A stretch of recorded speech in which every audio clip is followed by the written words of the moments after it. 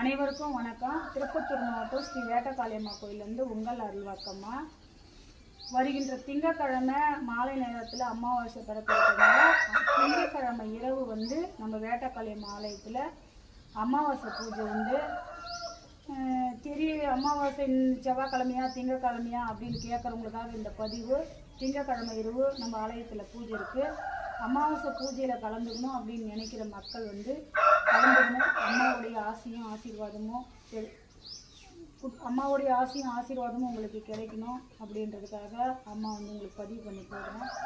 அமாவாசை பூஜையில் கலந்துக்கிறதுனால என்ன நன்மைன்னா, அந்த அமாவாசை பூஜையில் அங்காளம்மா மரியாதைங்க ஆடுறதுனால நம்ம வீட்டில் ஏவல் பில்லி சூனியங்கள் நோய் நொடியிலிருந்து நம்மளுக்கு சகல கஷ்டத்தில் இருந்தும் அந்த அமாவாசை ஒரு இரவில் நம்ம கலந்துக்கும் போது நம்மளுக்கு சகல கஷ்டங்களையும் சகல தோஷங்களையும் அம்மா தீர்த்து கொடுக்குறாங்கன்றது ஐதீகம்.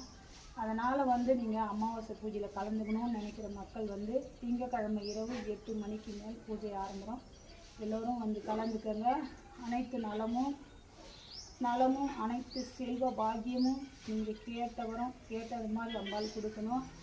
அம்பாள் கிட்ட அதுக்காக உங்களுடைய குறைகளை அம்பாள் காலில் வச்சு அம்பாள் கிட்ட நான் அனுதினமும் நித்திய பூஜையாக அம்பாள் கிட்ட கேட்டுட்ருக்கிறேன். கண்டிப்பாக நீங்கள் என்ன எனக்கு ஃபோன் பண்ணி கேட்குறீங்களோ அது கண்டிப்பாக நடக்கும். அம்பாள் மேலே முழு நம்பிக்கையோடு வச்சு நீங்கள் கேட்குற கேள்விக்கு எனக்கு ரொம்ப சந்தோஷம். அம்பாள் இருக்கிறான்றது நீங்கள் ஒரு காரியங்களும் உங்களுக்கு சுற்றி ஆகும்போது தான் அந்த உடைய மகத்துவம் அம்பாளுடைய மகத்துவம் நமக்கு தெரியணுன்றதுக்காக தான் ஒரு நிகழ்வுகளும் நம்ம வாழ்க்கையில் நடக்குது. கடவுள் எங்கே இருக்கிறார் அப்படின்னும் போது நம்மளுக்கு சில பிரச்சனைகள் வரும்போது அதிலேருந்து நம்மளை காப்பாற்றி கொடுக்கும்போது தான் உண்மையாக இந்த கலியுகத்தில் கடவுள் இருக்கிறார், அம்பாள் இருக்கிறாள் அப்படின்றத நம்மளை உணரக்கூடியது தான். நம்மளுக்கு கஷ்டம் கொடுக்குறவங்களே அவளே, அந்த கஷ்டத்துலேருந்து நம்மளை மீட்டு எடுக்கிறவங்களும் அவளே. அமாவாசை பூஜையில் கண்டிப்பாக கலந்துக்கங்க. எல்லோருக்கும் அம்பாளுடைய அனுகிரகம் கிடைக்கட்டும்.